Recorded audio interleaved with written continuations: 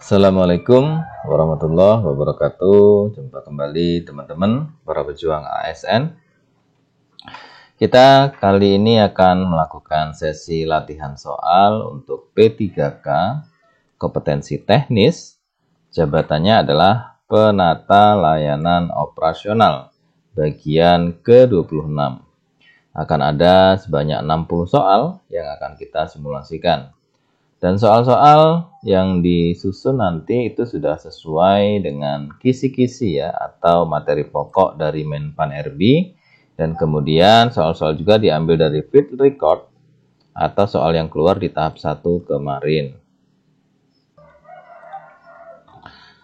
Oke, jadi kompetensi teknis itu untuk menilai penguasaan pengetahuan dan kemampuan teknis jabatan yang dilamar sesuai dengan standar jabatan. Ini merupakan materi pokok ya, ada 5 teman-teman. Materi pokok yang secara resmi ditetapkan oleh Menpan RB. Ada 5 ini. Dan semua soal-soal pasti dasarnya ada 5 materi pokok ini. Kemudian selanjutnya teman-teman ada materi yang perlu dipelajari ya. Materi tambahan yaitu tentang TIU.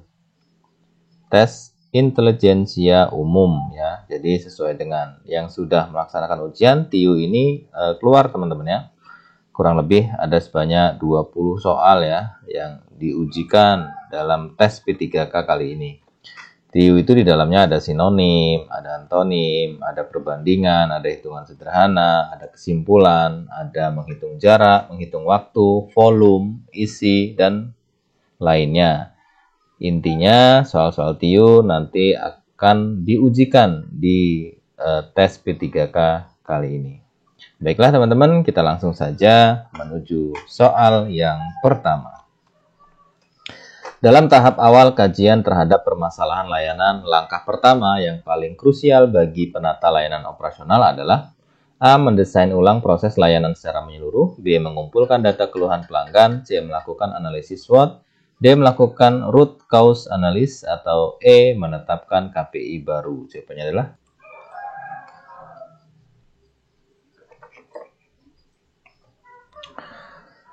Oke, kita jawab ya. Yang benar adalah jawabannya B, teman-teman. Kita lihat pembahasannya. Langkah pertama yang krusial adalah mengumpulkan data terkait masalah, termasuk keluhan pelanggan sebagai bahan utama untuk mengidentifikasi area permasalahan. Ini menjadi dasar dalam proses diagnosis selanjutnya. Jadi yang B ya, mengumpulkan data keluhan pelanggan. Selanjutnya, metode yang paling tepat digunakan oleh penata layanan operasional dalam tahap awal kajian untuk mengidentifikasi penyebab utama permasalahan layanan adalah A. Analisis Pareto, B. Balanced Scorecard, C. Net Promoter Score, D. Analisis regresi, E. Business Process Reengineering. Jawabannya adalah Reengineering ya. Jawabannya adalah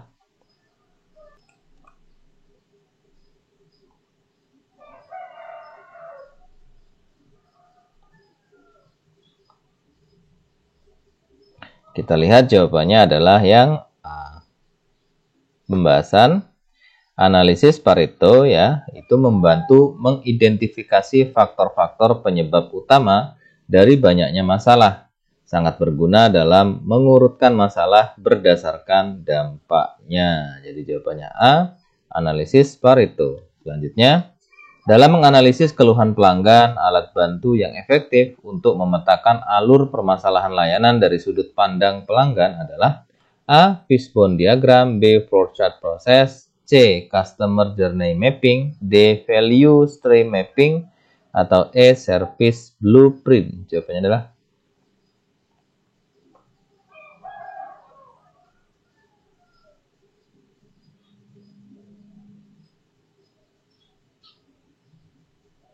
kita lihat jawaban yang benar adalah yang C ya. Pembahasan Customer Journey Mapping sangat efektif untuk memahami bagaimana pelanggan mengalami layanan dan di mana titik-titik masalah yang muncul. Jadi C, Customer Journey Mapping.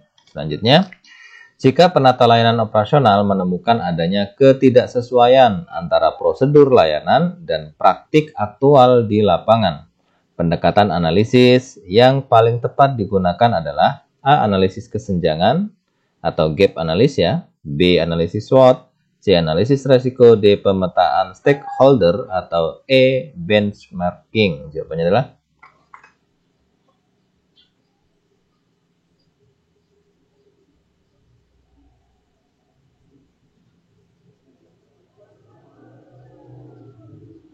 kita lihat jawaban yang benar adalah yang A.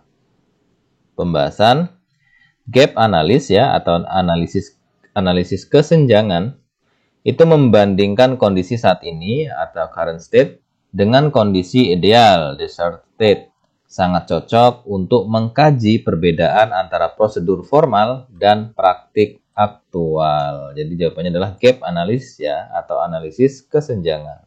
Selanjutnya, pendekatan terbaik untuk mengetahui persepsi karyawan terhadap akar masalah dalam layanan adalah A. Observasi non-partisipatif, B. Survei eksternal, C. Wawancara terstruktur, D. Focus Group Discussion atau FGD, E. Simulasi layanan. Jawabannya adalah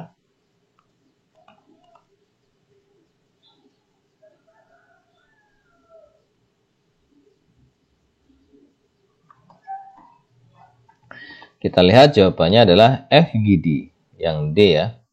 Pembahasan FGD atau Focus Group Discussion efektif dalam mengumpulkan pandangan mendalam dari berbagai pihak internal yang terlibat langsung dalam layanan, menghasilkan informasi kualitatif yang kaya. Jadi jawabannya FGD. Selanjutnya, metode penyimpanan arsip yang paling efisien untuk penggunaan jangka panjang dan pencarian cepat berdasarkan nama individu adalah A. Kronologis, B. Nomor indeks, C. Abjad, D. Wilayah geografis, atau E. Subjek. Jawabannya adalah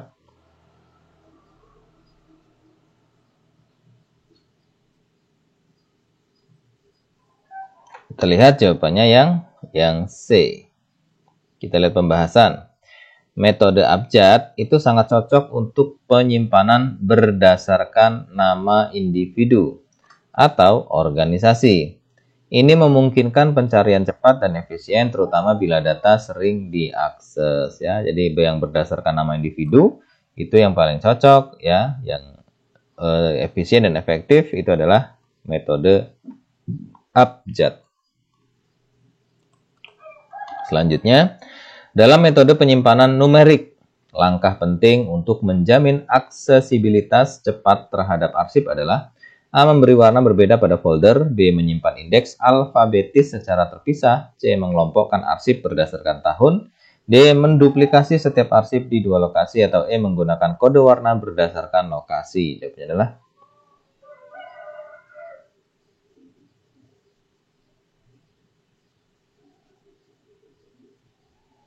ya, kita lihat jawabannya yang B. Pembahasan, karena sistem numerik tidak langsung menunjukkan isi arsip, indeks alfabetis menjadi penting agar pengguna dapat mencocokkan nama dengan nomor arsip. Jadi jawabannya B ya. Menyimpan indeks alfabetis secara terpisah.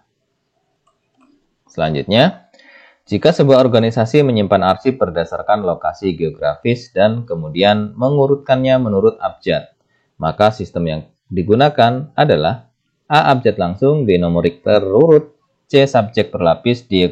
Geografis alfabetis, atau E. Kode wilayah hierarkis. Jawabannya adalah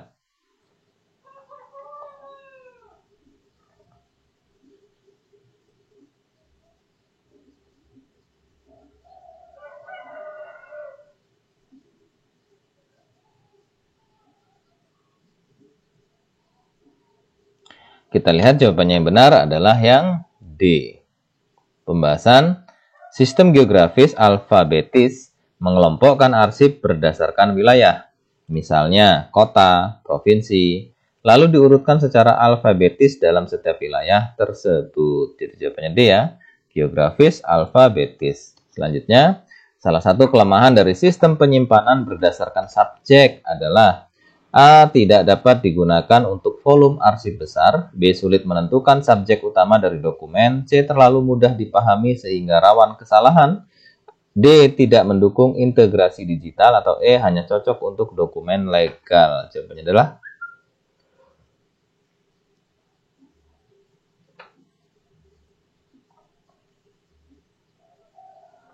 kita lihat jawaban yang benar itu yang B. Pembahasan menentukan subjek utama dari sebuah dokumen seringkali bersifat subjektif sehingga meningkatkan potensi inkonsistensi dan kesalahan pengarsipan. Jadi B ya, sulit menentukan subjek utama dari dokumen. Selanjutnya, metode penyimpanan arsip yang memungkinkan penambahan data baru tanpa mengganggu struktur lama disebut A. Metode kronologis, B. Metode vertikal, C. Metode desentralisasi, D. Metode lateral, atau E. Metode terminal digit. Jawabannya adalah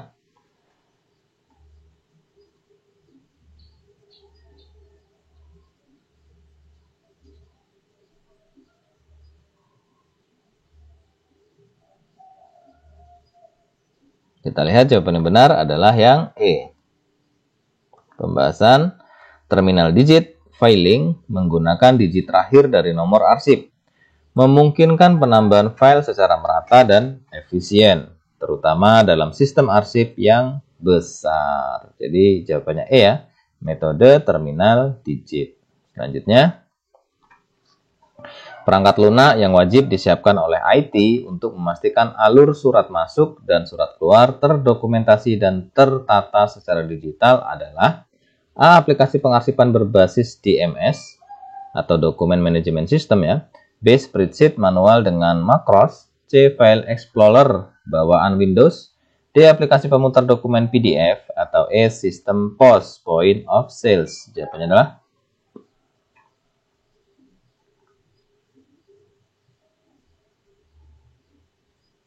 Oke, kita jawab ya. Yang benar adalah yang A.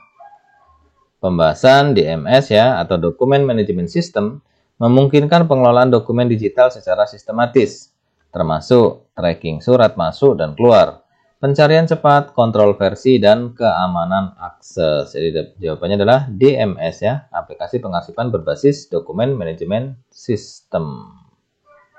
Selanjutnya, perangkat utama yang digunakan seorang IT untuk memastikan seluruh komputer kantor dapat mencetak dokumen ke printer bersama di jaringan adalah A. NAS ya atau Network Attached Storage, B. Switch Layer 3, C. Print Server, D. KVM Switch, atau E. Routers Wireless. Jawabannya adalah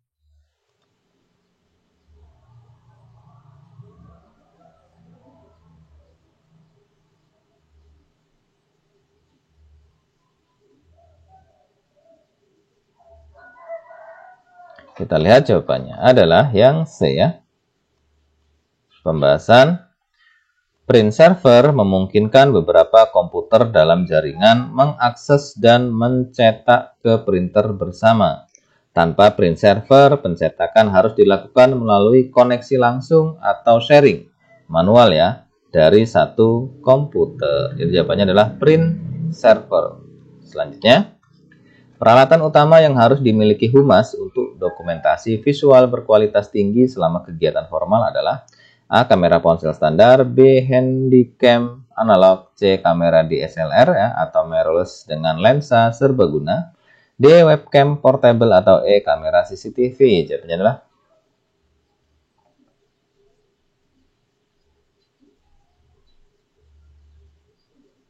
ya, kita lihat jawabannya yang C. Pembahasan kamera DSLR atau mirrorless dengan lensa fleksibel menghasilkan kualitas gambar tinggi, penting untuk dokumentasi resmi, publikasi media, dan arsip perusahaan. Kamera ponsel meskipun praktis kurang optimal untuk standar profesional. Jadi yang dibutuhkan seorang humas adalah ini ya, kamera DSLR ya, atau mirrorless dengan lensa serbaguna. Selanjutnya, dalam merekam pernyataan resmi atau testimoni tokoh penting saat kegiatan, peralatan berikut wajib disiapkan humas untuk kualitas audio terbaik. A. Mikrofon internal kamera, B. Mikrofon clip-on, C. Speaker portable, D. Mikrofon telepon, atau E. Mikrofon webcam. Jawabannya adalah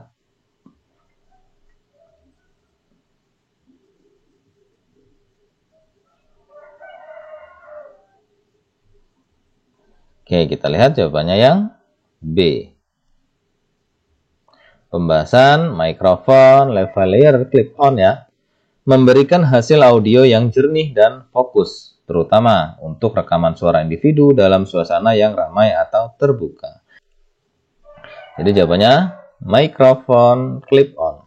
Selanjutnya, untuk memastikan dokumentasi kegiatan dapat segera dipublikasikan di media sosial dan website resmi ya, peralatan berikut perlu disiapkan di lokasi acara adalah A. Flash disk dan printer, B. Aplikasi pengedit foto offline, C. Laptop dengan software editing dan koneksi internet, D. Proyektor digital, atau E. Scanner dan mesin fotokopi. Jawabannya adalah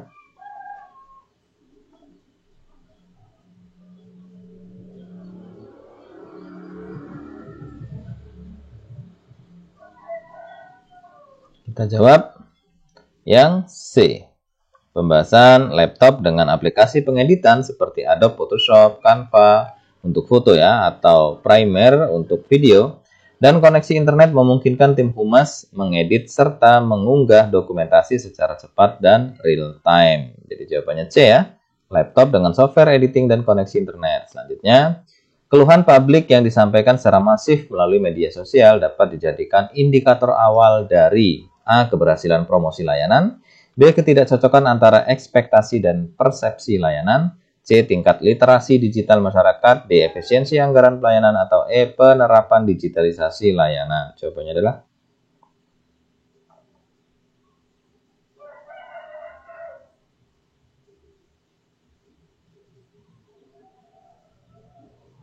kita lihat jawaban yang benar adalah yang B.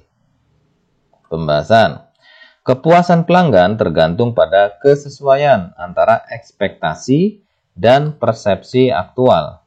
Komplain di media sosial seringkali mencerminkan kesenjangan ini secara real time. Jadi jawabannya B ya, ketidakcocokan antara ekspektasi dan persepsi layanan. Selanjutnya, tujuan utama dari survei kepuasan pelanggan dalam instansi publik adalah A. Memenuhi kewajiban administratif, B. Meningkatkan pendapatan lembaga, C. Mengidentifikasi area perbaikan layanan, D. Menambah volume pengguna layanan, atau E. Mengurangi kebutuhan pelatihan pegawai. Jawabannya adalah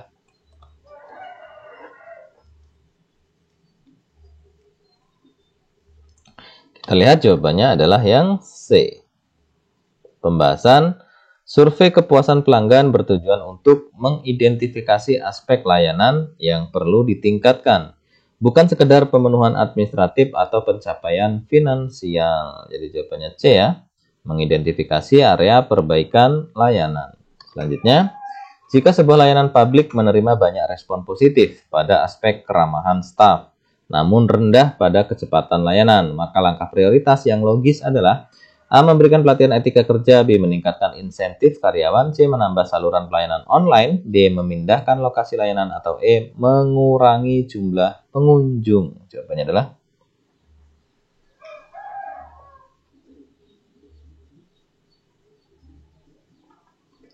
kita lihat jawabannya adalah yang C.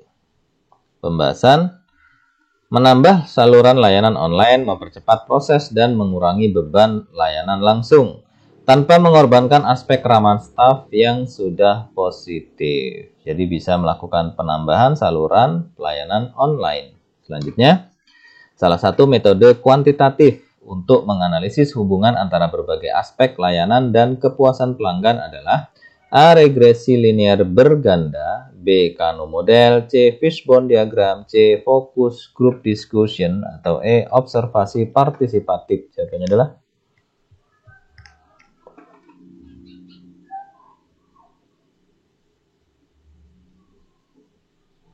kita lihat jawabannya yang A. Pembahasan regresi linear berganda dapat digunakan untuk menguji hubungan antara beberapa variabel bebas, seperti kecepatan, keramahan, akurasi layanan, dengan variabel terikat, seperti kepuasan pelanggan. Jadi jawabannya yang regresi linier berganda. Selanjutnya, pendekatan citizen-centered governance dalam peningkatan layanan publik bertujuan untuk A. Meningkatkan pendapatan negara, B. Menurunkan beban kerja ASN, C. Membangun sistem kontrol internal lembaga, D. Menerapkan sistem outsourcing dalam birokrasi, atau E. Memfokuskan layanan pada kebutuhan dan ekspektasi warga. Jawabannya adalah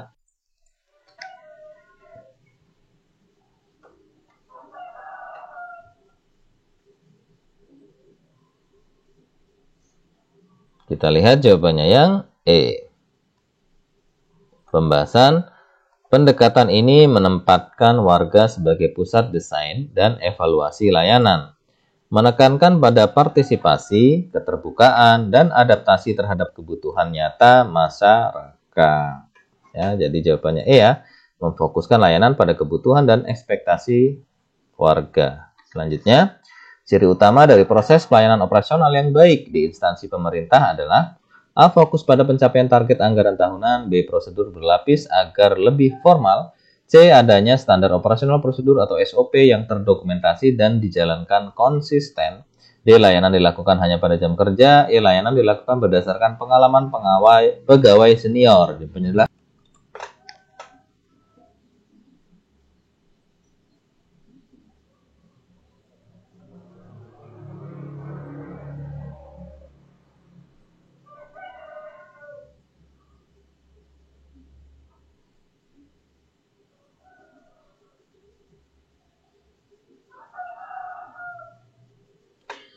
kita lihat jawaban yang benar adalah yang C ya. Pembahasan proses pelayanan operasional yang baik harus berlandaskan SOP yang jelas, terdokumentasi, dan dijalankan secara konsisten. Hal ini menjamin kesetaraan layanan dan transparansi ya. Jadi jawabannya C ya. Adanya SOP yang terdokumentasi dan dijalankan secara konsisten. Selanjutnya, langkah pertama dalam membangun pelayanan operasional publik yang efektif adalah A. Menentukan indikator kinerja layanan, B. Membentuk tim evaluasi, C. Melakukan analisis kebutuhan masyarakat, D. Meningkatkan sarana dan prasarana, atau E. Menyusun laporan tahunan layanan. Jawabannya adalah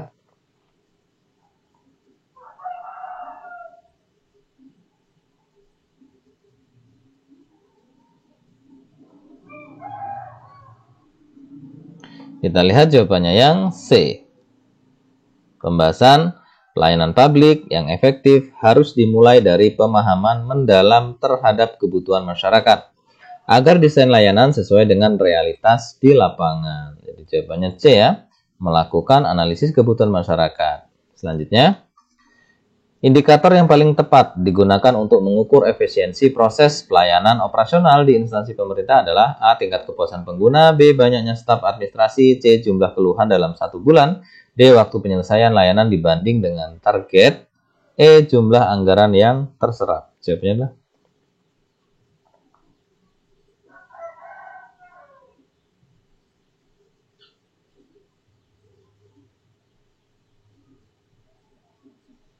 kita lihat jawabannya adalah yang D. Pembahasan efisiensi layanan dapat dilihat dari kecepatan layanan dibanding dengan target waktu yang ditentukan. Semakin cepat tanpa mengorbankan kualitas, maka semakin efisien proses tersebut. Jadi jawabannya D ya, waktu penyelesaian layanan dibanding dengan target. Selanjutnya, penerapan digitalisasi dalam pelayanan operasional pemerintah bertujuan untuk A. Mengurangi pengawasan terhadap proses layanan, B. Meningkatkan intervensi manual, C. Mempersulit proses verifikasi, D. Menurunkan kebutuhan pelatihan, atau E. Meningkatkan aksesibilitas dan transparansi layanan. Jawabannya adalah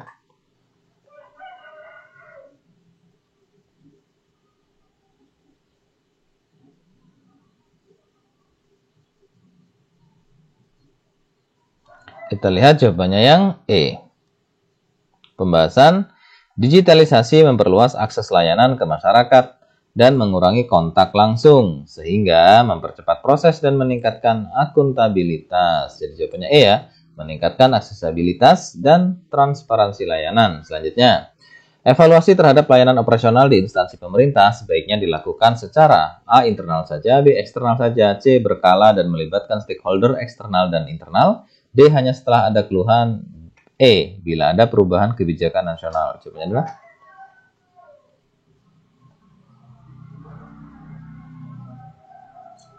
kita lihat jawabannya yang C. Pembahasan. Evaluasi berkala yang melibatkan berbagai pihak memastikan bahwa pelayanan tetap relevan, responsif, dan adaptif terhadap kebutuhan masyarakat dan perubahan lingkungan. Jadi jawabannya yang C. Berkala dan melibatkan stakeholder eksternal dan internal. Selanjutnya, ketika hasil evaluasi menunjukkan bahwa pelayanan publik sudah tepat waktu, tetapi kepuasan masyarakat tetap rendah, maka instansi perlu A. menurunkan beban kerja pegawai, B. meningkatkan aspek kualitas layanan dan empati petugas, C. fokus pada efisiensi anggaran, D. menutup beberapa jenis layanan, atau E. meningkatkan jumlah petugas keamanan. Jawabannya adalah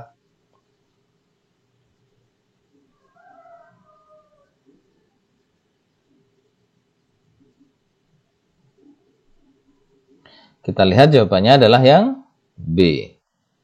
Pembahasan. Ketepatan waktu adalah satu aspek pelayanan, tetapi kepuasan pelanggan juga sangat dipengaruhi oleh kualitas interaksi, kenyamanan, empati, dan kejelasan informasi dari petugas layanan. Jadi jawabannya yang B ya, meningkatkan aspek kualitas layanan dan empati petugas.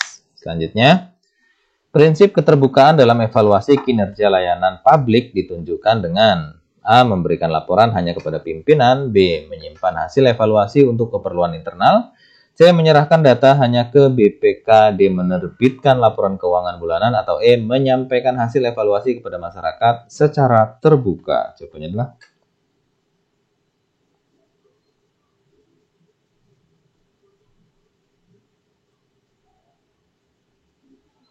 kita lihat jawabannya adalah yang E.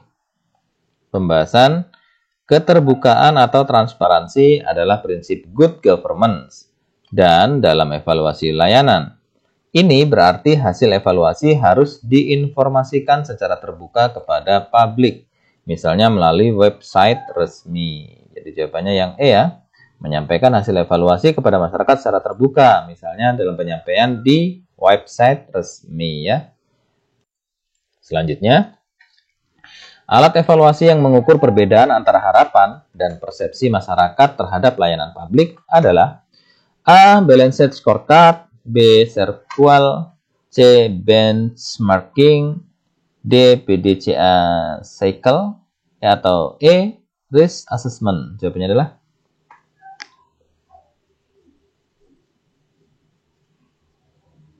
kita lihat jawabannya yang B. Pembahasan Serqual adalah metode evaluasi kualitas layanan dengan membandingkan harapan pengguna atau expectation dengan pengalaman nyata atau perception pada 5 dimensi layanan.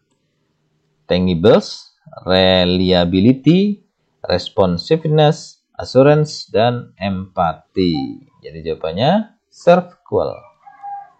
Selanjutnya, evaluasi kinerja layanan publik yang melibatkan langsung masyarakat pengguna layanan termasuk dalam pendekatan A. Evaluasi administratif, B. Evaluasi internal, C. Evaluasi partisipatif, D. Evaluasi keuangan, atau E. Evaluasi berdasarkan opini pakar. Jawabannya adalah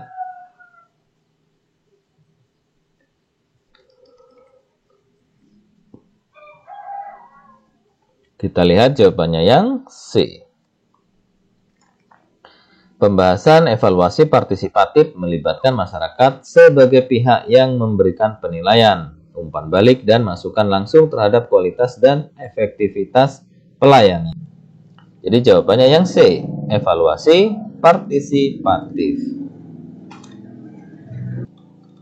Selanjutnya, manakah dari berikut ini yang termasuk kriteria utama keberhasilan evaluasi kinerja layanan publik? A. Relevansi, reliabilitas, dan dapat ditindaklanjuti. B. Jumlah keluhan yang ditolak. C. Jumlah media yang meliput. D. Banyaknya anggaran yang diserap. Atau E. Skor opini audit keuangan. Jawabannya adalah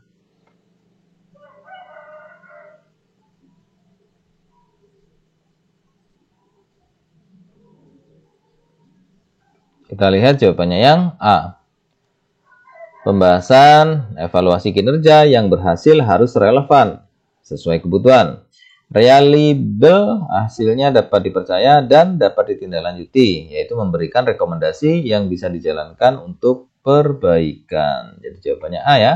Relevansi, reliabilitas, dan dapat ditindaklanjuti. Selanjutnya, salah satu prinsip penting dalam pelaksanaan pengawasan layanan operasional adalah objektivitas, yang berarti A. menghindari kritik terhadap rekan kerja, B. tidak berpihak dan berdasarkan data valid, C. melibatkan semua pegawai, D. fokus pada aspek hukum saja, atau E. memberikan penilaian berdasarkan senioritas. Jawabannya adalah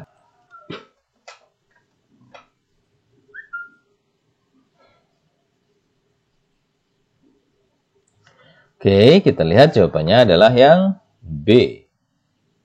Pembahasan objektivitas dalam pengawasan berarti bahwa semua temuan dan penilaian harus berdasarkan data yang dapat diverifikasi, bukan asumsi, hubungan pribadi, atau tekanan eksternal. Jadi jawabannya B ya, tidak berpihak dan berdasarkan data valid. Selanjutnya, jika dalam tahap pengawasan ditemukan bahwa layanan tidak sesuai prosedur dan menimbulkan keluhan masyarakat, maka langkah yang tepat adalah A. menyembunyikan laporan, B. memberi insentif kepada pelaksana layanan, C. memberikan teguran lisan tanpa dokumentasi, D. menyusun rekomendasi perbaikan dan menyampaikannya secara formal, atau E. menunda evaluasi berikutnya. Jawabannya adalah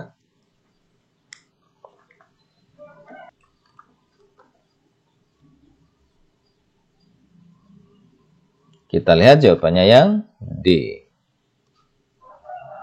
Pembahasan langkah formal yang sesuai prosedur adalah menyusun rekomendasi tertulis berdasarkan temuan dan menyampaikannya kepada pihak terkait untuk ditindaklanjuti. Jadi jawabannya D ya. Menyusun rekomendasi perbaikan dan menyampaikannya secara formal. Selanjutnya, dalam konteks instansi pemerintah, pengawasan layanan operasional biasanya dilakukan oleh A. Tim Humas, B. Unit Pelayanan Terpadu, C. Tim Pengawasan Internal atau Inspektorat, D. Kepala Bagian Umum, atau E. Tim Audit Eksternal Swasta. Jawabannya adalah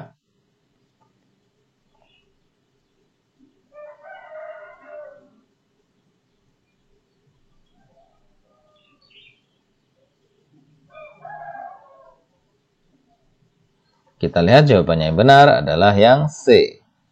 Pembahasan Inspektorat Internal atau tim pengawasan yang dibentuk khusus dalam instansi bertugas menjalankan fungsi kontrol dan pengawasan terhadap layanan dan operasional instansi. Jadi jawabannya yang C ya, tim pengawasan internal atau inspektorat. Selanjutnya, manfaat utama dari pelaksanaan pengawasan layanan operasional secara berkala adalah A. menambah prosedur administratif, B. menyederhanakan proses pelayanan, C. menjamin layanan berjalan sesuai standar dan terus ditingkatkan, D. mengurangi tanggung jawab pimpinan, atau E. menggantikan kebutuhan pelatihan pegawai. Jawabannya adalah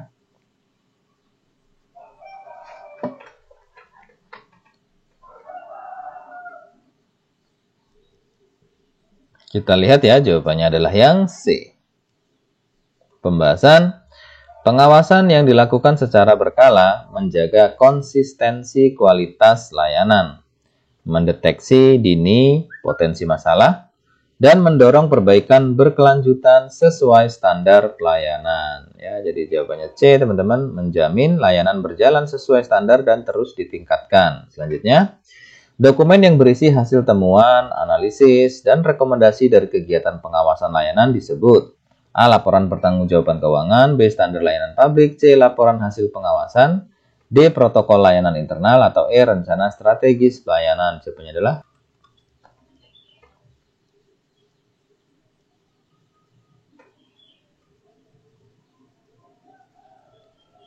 kita lihat jawaban yang benar adalah yang C. Pembahasan laporan hasil pengawasan ya atau LHP adalah dokumen resmi yang memuat hasil evaluasi, temuan lapangan, dan saran tindak lanjut yang disusun oleh tim pengawasan untuk menjadi dasar perbaikan. Jadi jawabannya LHP, laporan hasil pengawasan. Selanjutnya, ketika terjadi ketidaksinkronan antara instruksi penata layanan operasional dan pelaksana teknis di lapangan, hasil kerja akan terganggu karena A. Koordinasi vertikal tidak berjalan optimal, B. Tidak ada standar baku, C. Pegawai menjadi terlalu kreatif, D. Prosedur terlalu sederhana, atau E. Beban kerja menjadi terlalu ringan. Jawabannya adalah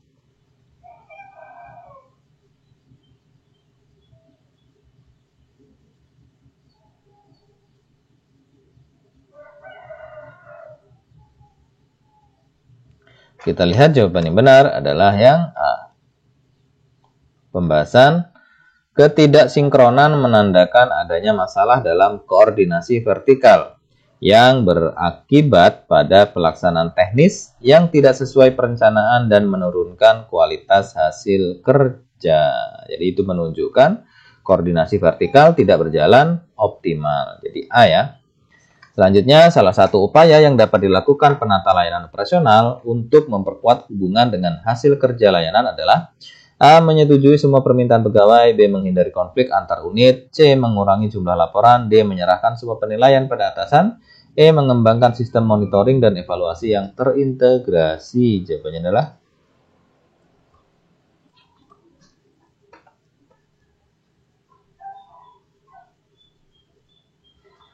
kita lihat jawabannya yang E.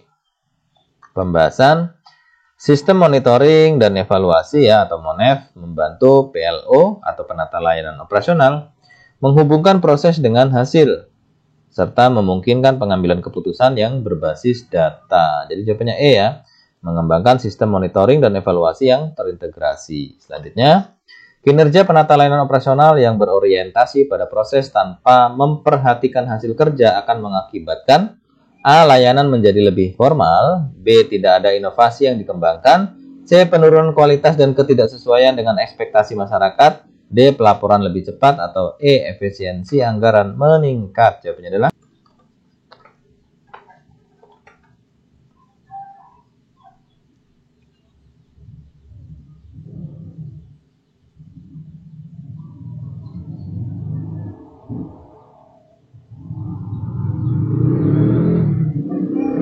Oke, kita lihat ya jawabannya adalah yang C.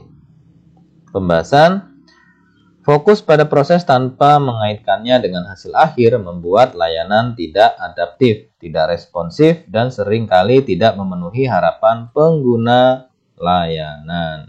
Jadi jawabannya C ya, menurunkan kualitas dan ketidaksesuaian dengan ekspektasi masyarakat. Selanjutnya, untuk menjaga agar hasil kerja selaras dengan tujuan organisasi, penata layanan operasional perlu melakukan A. Rotasi staf berkala, B. Penyesuaian jadwal kerja setiap minggu, C. Penyelarasan antara rencana kerja harian dan rencana strategis, D. Pemindahan tugas antar unit secara acak, atau E. Pembatasan jumlah karyawan. Jawabannya adalah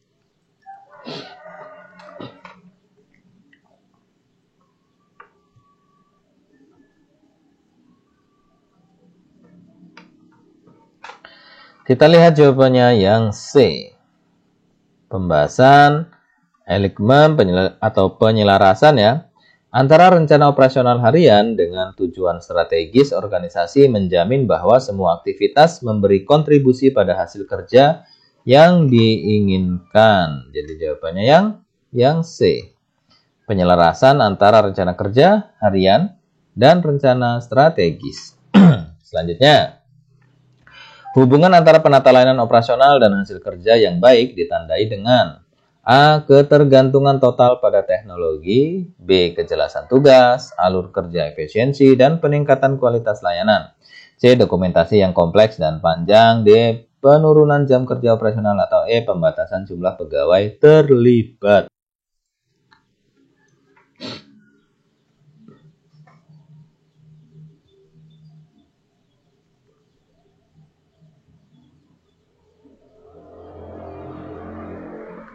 Kita lihat jawabannya yang B.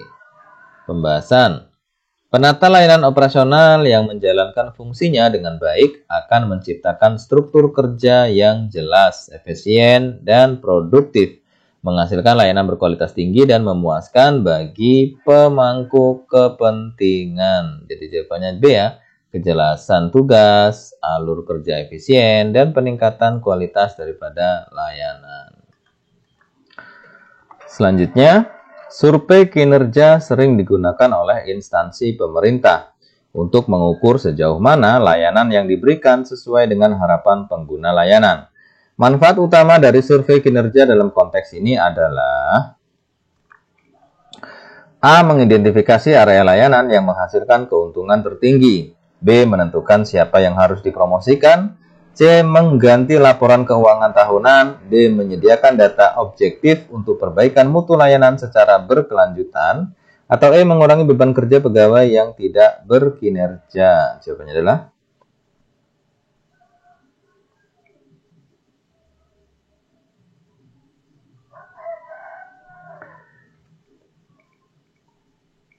kita lihat jawabannya adalah yang D. Pembahasan survei kinerja menghasilkan data kuantitatif dan kualitatif dari pengguna layanan yang sangat berguna untuk mengidentifikasi kesenjangan dan potensi perbaikan layanan, bukan sekedar evaluasi personal atau finansial. Jadi jawabannya yang D ya. Menyediakan data objektif untuk perbaikan mutu layanan secara berkelanjutan. Selanjutnya, salah satu manfaat strategis dari pelaksanaan survei kinerja secara periodik di instansi layanan publik adalah A. Memberi wewenang lebih besar kepada petugas front office. B. Mendorong partisipasi masyarakat dalam pengawasan kinerja. C. Mengurangi kebutuhan pelaporan triwulan. D. Menghilangkan kebutuhan akan standar layanan. Atau E. Meningkatkan biaya operasional lembaga secara signifikan. Jawabannya adalah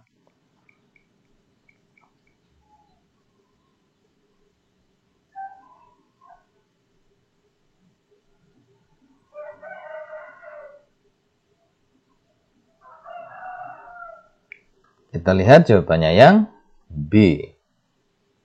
Pembahasan survei kinerja yang melibatkan pengguna layanan secara langsung merupakan bentuk pengawasan partisipatif yang sejalan dengan prinsip transparansi dan akuntabilitas publik. Jadi jawabannya yang B.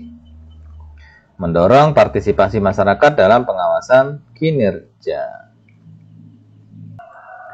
Selanjutnya, dalam manajemen kinerja modern, hasil survei kinerja seringkali digunakan sebagai dasar untuk A. Menyusun laporan fiktif agar tampak baik di mata publik. B. Menetapkan anggaran pemasaran layanan. C. Merancang kebijakan layanan berbasis kebutuhan pengguna secara nyata. D. Menghindari evaluasi dari auditor internal. Atau E. Memutuskan bentuk seragam baru pegawai. Jawabannya adalah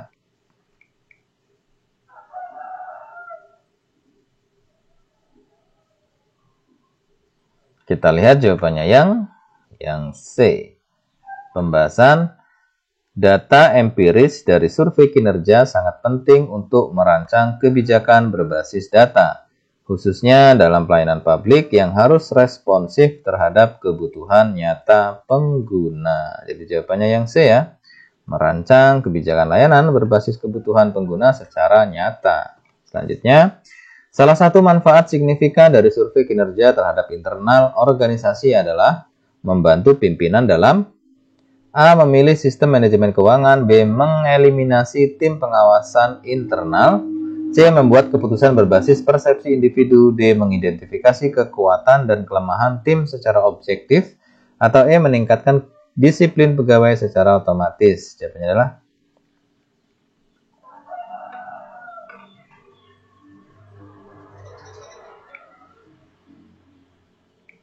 kita lihat jawabannya yang D.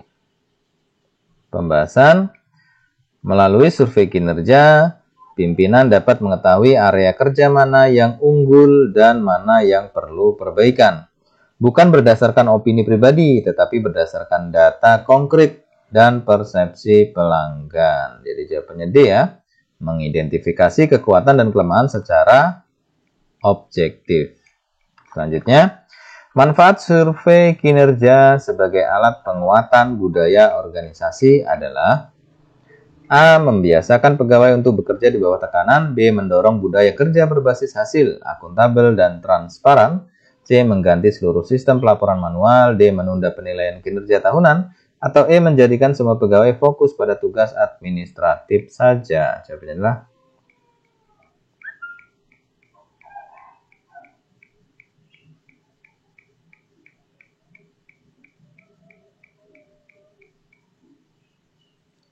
kita lihat jawabannya adalah yang B.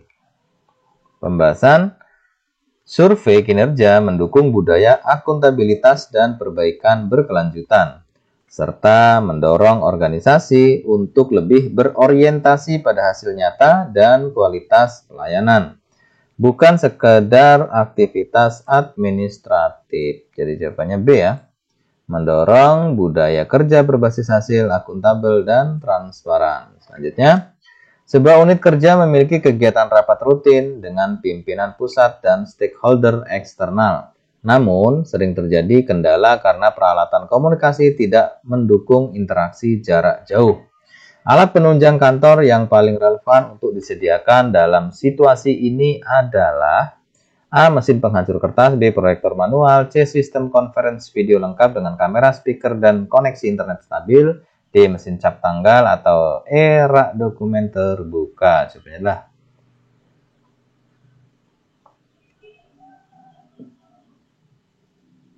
ya, jawabannya pasti yang C ya. Pembahasan sistem conference video memungkinkan pertemuan dan koordinasi berlangsung meski peserta berada di lokasi yang berbeda. Dengan kamera, mikrofon, speaker, dan jaringan internet, rapat dapat berjalan efektif dan efisien. Jadi jawabannya yang C ya. Sistem conference video lengkap dengan kamera, speaker, dan koneksi internet stabil. Selanjutnya, dalam rangka meningkatkan keamanan dan kerahasiaan dokumen penting yang sudah tidak digunakan, kantor tersebut berencana memusnahkannya secara rutin.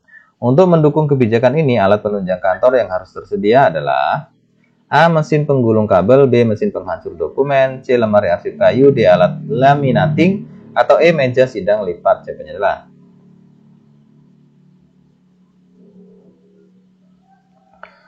Oke, kita lihat jawabannya yang B.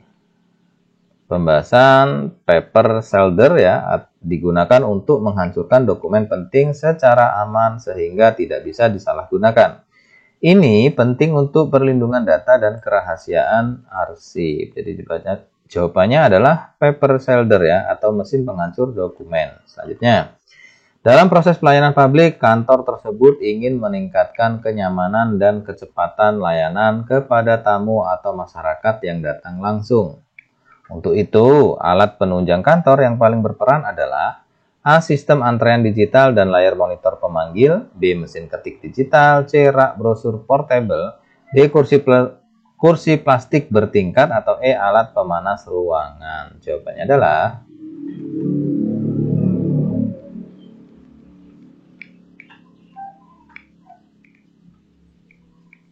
ya, kita lihat ya, jawabannya adalah yang A. Kita lihat pembahasan. Sistem antrean digital membantu menciptakan layanan yang tertib, cepat, dan nyaman. Karena masyarakat dapat mengetahui giliran mereka tanpa kerumunan. Layar pemanggil juga meningkatkan transparansi dalam proses pelayanan. Jadi jawabannya A ya. Sistem antrean digital dan layar monitor pemanggil. Selanjutnya, dalam kegiatan pelatihan online ya atau webinar yang melibatkan ratusan peserta dari berbagai daerah. Agar pelaksanaan berjalan efektif, kebutuhan alat komunikasi daring yang paling mendukung adalah A. Server file sharing offline. B. Aplikasi media sosial biasa tanpa fitur ruang meeting. C. Platform webinar profesional dengan fitur breakout room, polling, dan rekaman sesi.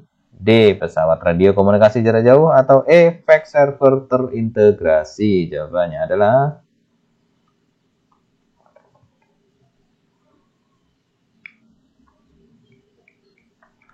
Oke, kita lihat jawabannya adalah yang C.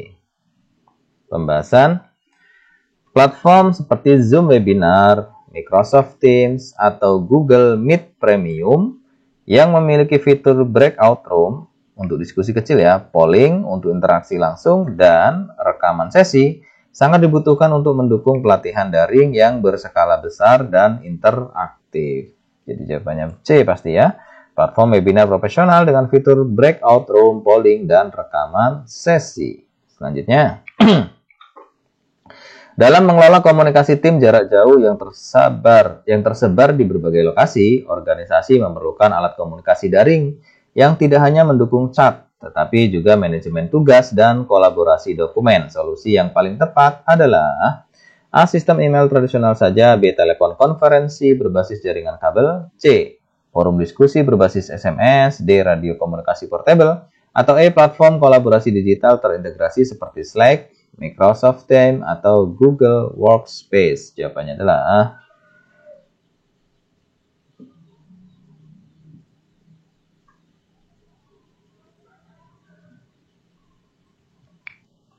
ya, kita lihat jawabannya yang E.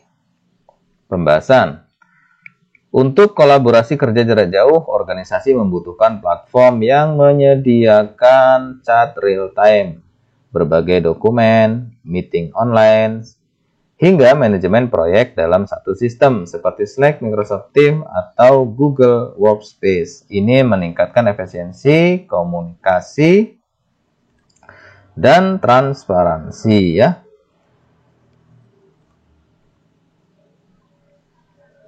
Selanjutnya, jadi jawabannya yang E ya.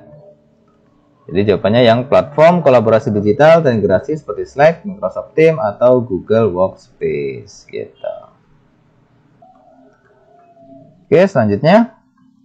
Indikator yang paling tepat digunakan untuk mengukur efektivitas perbaikan layanan setelah evaluasi adalah A. Jumlah pegawai baru yang direkrut, B. Tingkat partisipasi masyarakat dalam event kantor, C. Penurunan jumlah keluhan dan peningkatan skor kepuasan, D. Jumlah media yang meliput kegiatan layanan, atau E. Waktu pelaksanaan rapat internal. Jawabannya adalah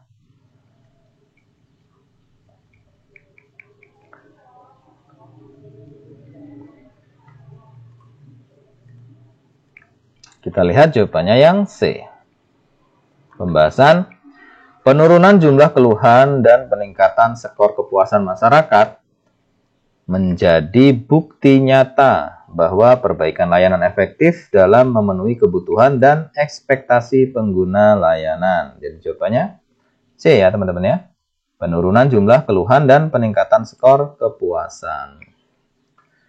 Selanjutnya, jika masyarakat menilai bahwa pelayanan sudah cepat namun kurang ramah, maka perbaikan berdasarkan evaluasi harus difokuskan pada A. Menambah waktu pelayanan, B. Meningkatkan jumlah prosedur, C. Pengurangan jenis layanan, D. Pelatihan soft skill dan komunikasi interpersonal bagi petugas layanan, atau E. Penerapan sanksi kepada pengguna layanan. Jawabannya adalah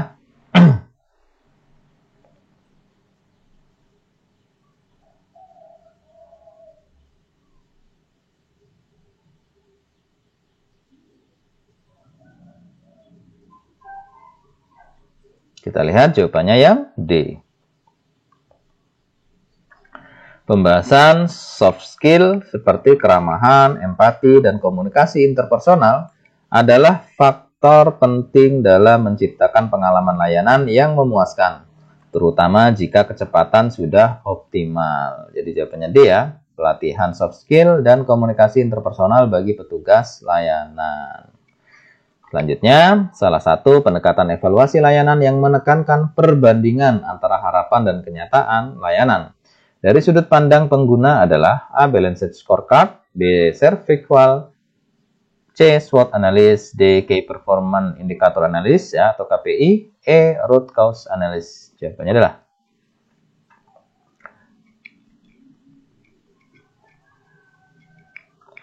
ya, kita lihat jawabannya adalah yang B. Pembahasan. Model SERVQUAL digunakan untuk mengukur kualitas layanan dengan cara membandingkan harapan pelanggan terhadap layanan dengan persepsi mereka terhadap layanan aktual. Jadi jawabannya B ya, SERVQUAL atau Service Quality Model. Selanjutnya, mengapa penting untuk melakukan evaluasi layanan berbasis data dalam meningkatkan kepuasan masyarakat? A. Agar bisa mempertahankan rutinitas kerja. B. Untuk menghindari kritik masyarakat. C. Karena evaluasi berbasis data menghasilkan rekomendasi yang objektif dan akurat. D. Supaya jumlah layanan berkurang. Atau E. Karena lebih mudah dibuat dibandingkan evaluasi berbasis opini. Jawabannya adalah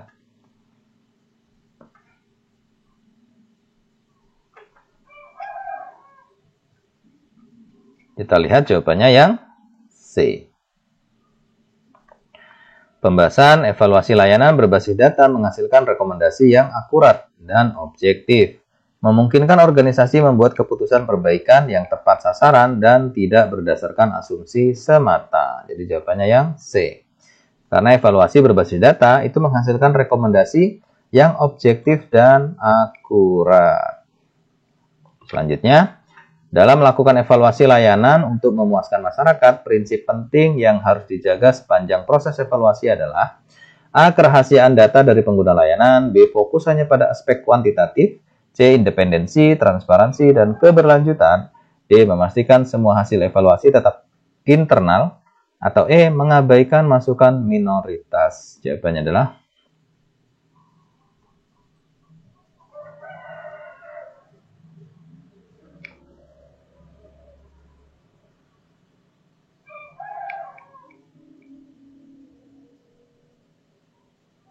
kita lihat jawabannya yang C. Pembahasan independensi tanpa tekanan eksternal ya, transparansi, publikasi hasil, dan keberlanjutan evaluasi dilakukan berkala adalah prinsip fundamental dalam evaluasi layanan publik yang efektif untuk meningkatkan kepuasan masyarakat. Jadi C ya, independensi, transparansi, dan keberlanjutan. Selanjutnya, dalam situasi evaluasi layanan, sikap pimpinan yang paling penting agar keputusan yang diambil berbasis pada data objektif dan bukan asumsi pribadi adalah A. Mengandalkan intuisi semata. B. Mengutamakan bukti empiris dari survei, laporan, dan data statistik. C. Mengikuti opini mayoritas staf tanpa analisis. D. Memprioritaskan keputusan cepat tanpa studi mendalam. Atau E. Menunda evaluasi sampai waktu yang tidak ditentukan. Jawabannya adalah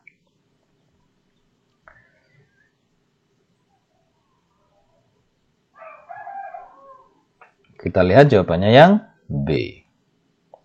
Pembahasan pimpinan yang baik harus mengambil keputusan berbasis bukti, evidence-based decision making, untuk memastikan bahwa evaluasi layanan didasarkan pada data yang valid, bukan subjektivitas atau tekanan emosional. Jadi jawabannya B ya, mengutamakan bukti empiris dari survei, laporan, dan data statistik. Selanjutnya, saat menghadapi hasil evaluasi layanan yang menunjukkan banyak kekurangan, sikap ideal seorang pemimpin adalah, atau seorang pimpinan ya, adalah A. Menyembunyikan hasil evaluasi untuk menjaga citra. B. Mencari kambing hitam di antara staf. C. Mengakui temuan dengan terbuka dan fokus pada solusi perbaikan. D. Mengabaikan hasil dan terus menjalankan cara lama. Atau E. Menghentikan semua kegiatan layanan sampai ada perintah baru. Jawabannya adalah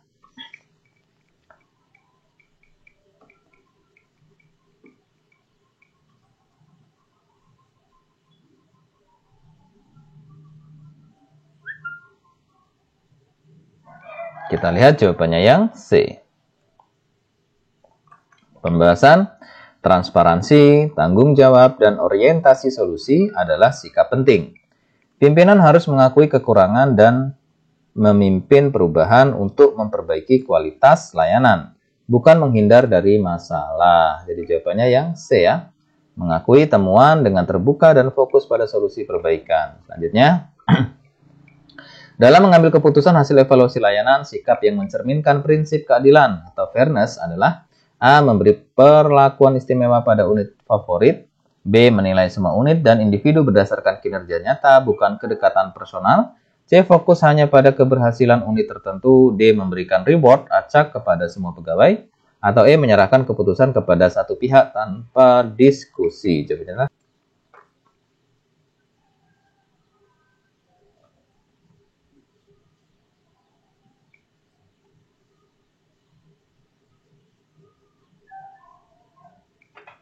kita lihat jawabannya yang B. Pembahasan Keadilan dalam evaluasi layanan mengharuskan pimpinan menilai secara objektif berdasarkan kinerja dan data, tanpa bias terhadap hubungan pribadi atau tekanan politik internal. Jadi jawabannya yang B ya. Menilai semua unit dan individu itu berdasarkan kinerja nyata, bukan kedekatan personal. Selanjutnya, pimpinan yang mengutamakan prinsip partisipatif dalam mengevaluasi layanan biasanya akan A. Mengambil keputusan sendiri tanpa masukan. B. Melibatkan pegawai dan masyarakat pengguna layanan dalam proses evaluasi. C. Menyerahkan seluruh keputusan kepada bawahan. D. Mengandalkan opini pribadi sepenuhnya. E. Menunda keputusan sampai tekanan datang. Jawabannya adalah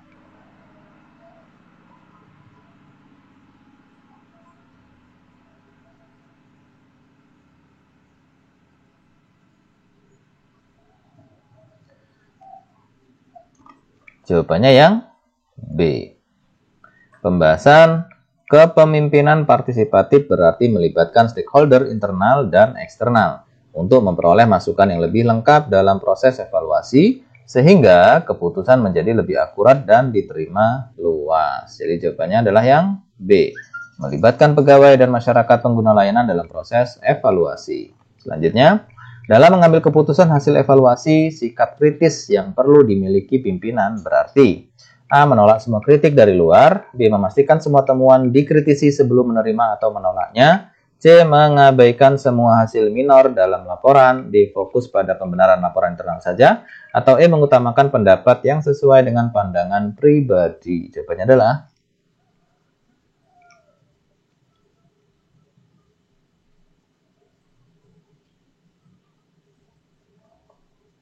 kita lihat jawabannya yang B. Pembahasan sikap kritis berarti pimpinan harus menguji dan menganalisis semua temuan evaluasi, baik positif maupun negatif, sebelum mengambil kesimpulan dan membuat keputusan perbaikan layanan. Jadi jawabannya B ya. Memastikan semua temuan dikritisi sebelum menerima atau menolaknya. Baiklah teman-teman, demikianlah ya contoh beberapa soal ya, 60 soal untuk P3K teknis. Formasi jabatannya adalah penata layanan operasional. Mudah-mudahan apa yang sudah kita pelajari tadi, sudah kita simulasikan tadi, itu menambah wawasan dan pengetahuan kita sehingga memudahkan kita menjawab di saat ujian nanti. Dan pada akhirnya hasil yang baik dikarenakan usaha yang baik. Terima kasih, semoga sukses. Sampai jumpa di pembahasan selanjutnya. Assalamualaikum warahmatullahi wabarakatuh. Salam.